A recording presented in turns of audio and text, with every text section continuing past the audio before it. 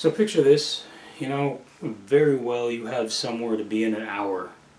Now, the question here is, are we managing our time wisely, or are we milking that clock like crazy? Because here I am, I set the alarm for 8 o'clock in the morning, but, I let it ring, it goes up, it goes off. Not like that wasn't planned, but it goes off, and I'm like,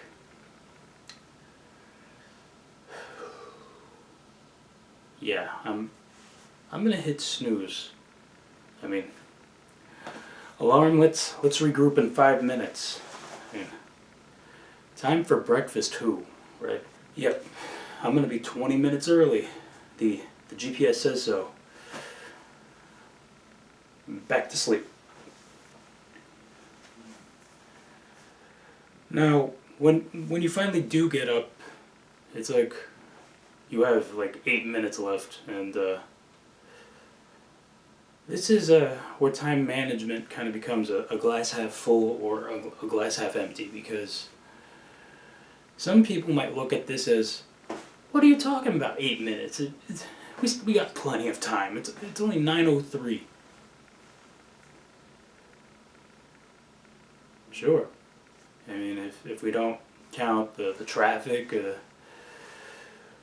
or the estimated time of arrival, ETA, we actually have 2 minutes at this point. Oh, I'm gonna go ahead and tell them we're gonna be running late then. No. We got time. Takeaway from this is, try to make your appointments on time, 10 minutes early. Don't be that guy running on 3 hours of sleep and a Pop-Tart. Where does the time go?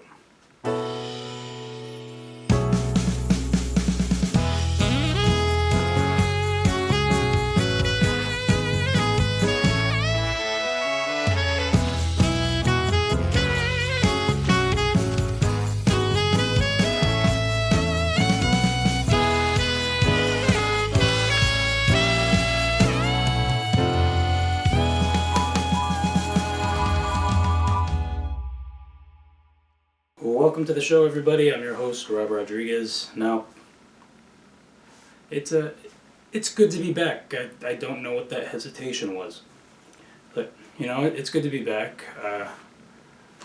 The lights were off for a while. We just turned them back on after a bit. Okay, maybe some bills were unpaid, but that's besides the point, right?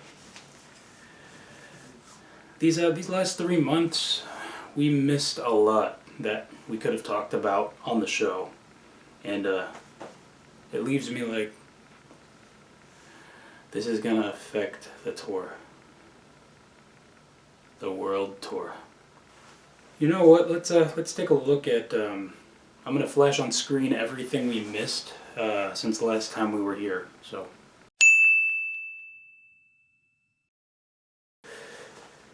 Yep, just like opening unopened mail.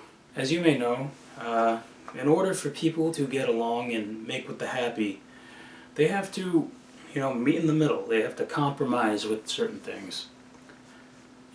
Shake on it. Sonora. Anyway, I was on a movie date recently, and I don't know where the Sonora came from. I'm not even pronouncing it right, but I went on a movie date recently, and I wanted to watch Inside Out 2 because it's me, and my girlfriend wanted to watch Quiet Place Day 1. Yeah.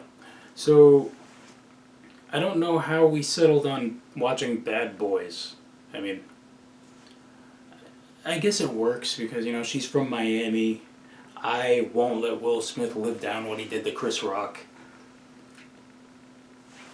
I actually saw the last one, so that's probably what piqued my interest. But anyway, later that night, she says to me, you know, we almost came here to watch a kids movie. And I'm like, first of all, hey, it's an animated film. Big difference. I mean, you don't see Bluey or Miss Rachel here, do you? I mean, this kind of reasoning is why we skipped out on Kung Fu Panda. I'm saying all of this as if she's not right in front of me. I mean, reaching an agreement is a mixed bag, you know? Mostly rejection, but approval is sprinkled in somewhere in one of the pockets, right? Yeah. The pocket is so well hidden, it's one of those things where you're like, oh, this thing has a pocket? Sweet. And you know, a lot of deals, they can be one-sided, you know? Yeah, they're not that great. Well, actually, they're impeccable for the people who, the concept came to them in a dream. Like, wow, this is an excellent plan. Yeah, boss. Yeah, should we tell the folks in the group chat? Should we tell the others? Of course, in that scenario, the others are the people who don't know about the group chat because it's a secret. But yeah. But yeah, you know, you initiate the plan, you don't really tell anybody about it, and it's already underway, you know. Then, when the plan is finally discussed with you, you're like, yeah, that's great. We'll talk later about why I'm not in the group chat, but where do I come into this? Like, what's in it for me? Well, you have the most important job of all. You manage the whole place, you know, you get the coffee, you pick up the lunch order, you know, all 9 yards. Do I get insurance? No, you have to be with us for at least 2 years for that to come into play. Okay, I would have thought 90 days, but cool. Do I get to see my family? Of course. You could spend valuable time with them 1 or 2 hours a week.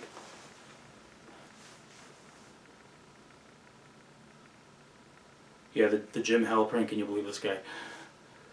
You know, I didn't want to believe the reviews on Indeed when I read them, but I thought, let's give this the hint of doubt. Now I see why all these former employees were complaining, because this is... And you know, how about this? You know, we have name brands and store brands, also known as the undesirables, but give or take. No, you know, just like how Kellogg's and Post need to make sales, Coke and Pepsi need to make sales, you know. These off-brands, they need some love too, you know. I mean, look at Mountain Dew, right there, just flying off the shelf. Hilltop Rain, like, let's show them some love too. I mean, like, Signature Dew Taste, I mean, they kind of failed.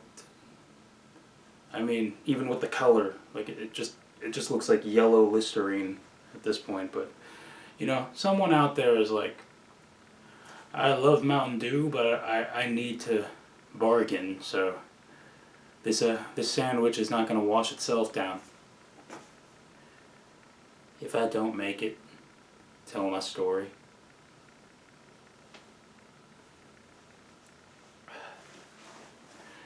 You gotta take chances, you know.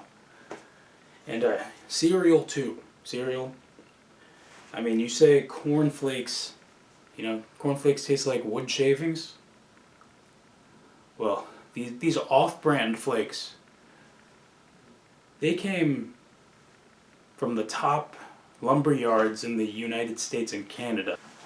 Well, we have a lot of show to fill, so that being said, I'm gonna need a minute.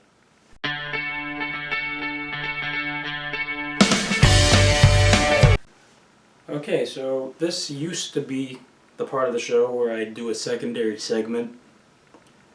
Well, we kind of stopped doing that, just for the time being. Instead, we're gonna push what's usually after the list to this part of the show. So, most of you have probably heard of Fivver. It's a site where freelancers sell their services.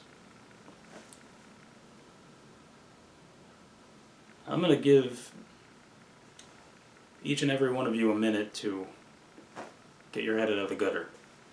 I actually have thought of rejoining Fiverr and selling a service, which is my new endeavor, transcribing song lyrics. Right? Yes, I know it's lame, but it's my livelihood. I mean, like, it's a cool idea. Now, some of you might be asking, how's that going? Well, it was going good until somebody requested Rock Me Amadeus, and I could only spell it phonetically. It's time for that weekly list known as the possibility list. It's kind of like how the elderly may not be into Dua Lipa. I mean, what's a Dua Lipa? Dua Lipa, I'd be more impressed if she do a flip. I mean, that's more like it.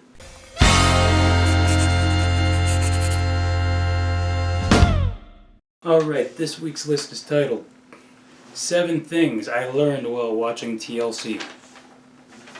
Not to be confused with the group TLC from the 90s. And the Learning Channel ain't chasing no waterfalls.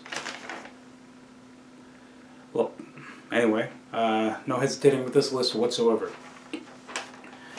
At number 7, that dance competitions are more for the parents. Number 6, to not eat the same food for every meal because the after effects. Number 5, I mean, it's an educational channel. Number 5, 2 heads are better than 1.